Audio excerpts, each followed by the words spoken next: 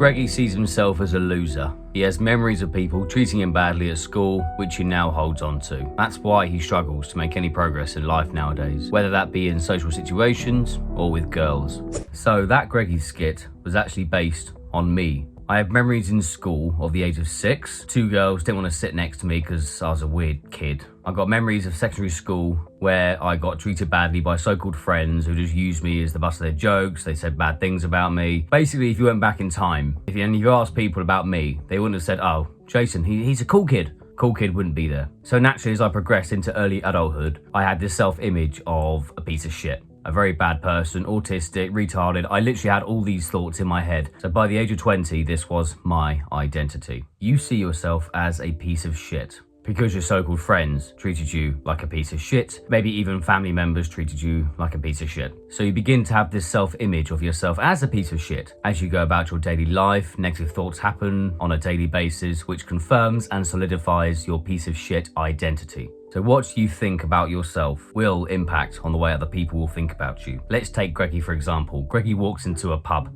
He's nervous, he's anxious, he doesn't talk to anyone, he doesn't make eye contact. Then take Jack, for example. The way he walks into a pub. He's confident, he's sure of himself. Before he goes to the bar, he just talks to people. It takes him 5 minutes to actually get to the bar before he orders a drink. He's talking to people he knows, he's talking to these women, and then eventually he gets to the bar. Unfortunately, what we humans do subconsciously is we look for social cues among people. So we look at Greggy and we just perceive him as somewhat low down on the social hierarchy, and Jack's somewhat socially high. You look at Greggy, he walks in, he's all like that. You can only look at him as a pushover. We're not bad people, but that's kind of how subconsciously we look at humans. We'll perceive him as a pushover, as weak. Or Jack Chadwick, for example, we'll look at him and think, oh, he's confident. Oh, let's not mess with him. Oh, he's sure of himself. Oh, he's more likable. That's just what we do subconsciously as humans. We can't help but place them upon the social hierarchy, whether you're high or low. We can't help but judge them accordingly.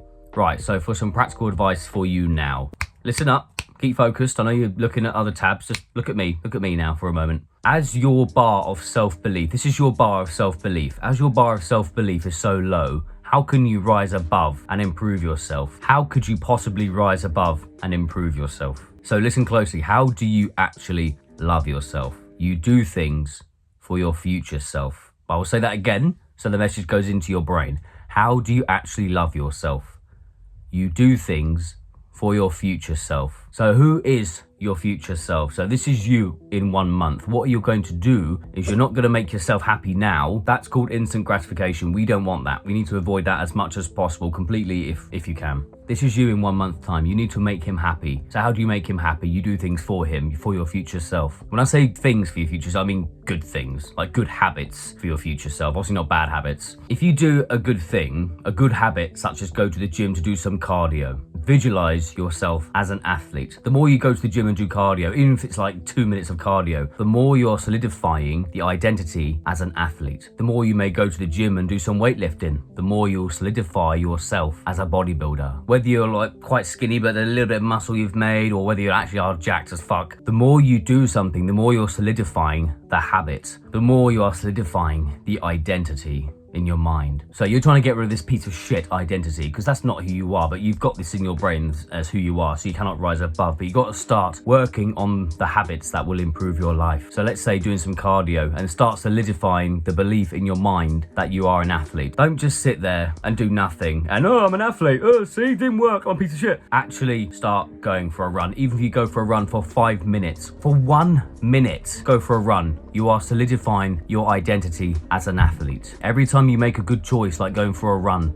it is a vote for the person you want to become. The more you go to the gym, again, start weightlifting, the more you're solidifying your bodybuilder identity. The more you read books, the more like you read a book, the more you're solidifying that you're a book reader, that you're smart.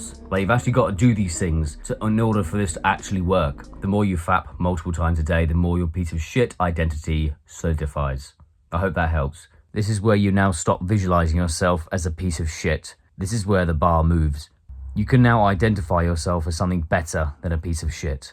Stop identifying yourself, even if you don't believe it, stop identifying yourself as a piece of shit. Now I invite you to watch this video on NoFap, how I quit porn, how I quit fapping. It's all in this video. Now remember, you cannot rise above how you see yourself.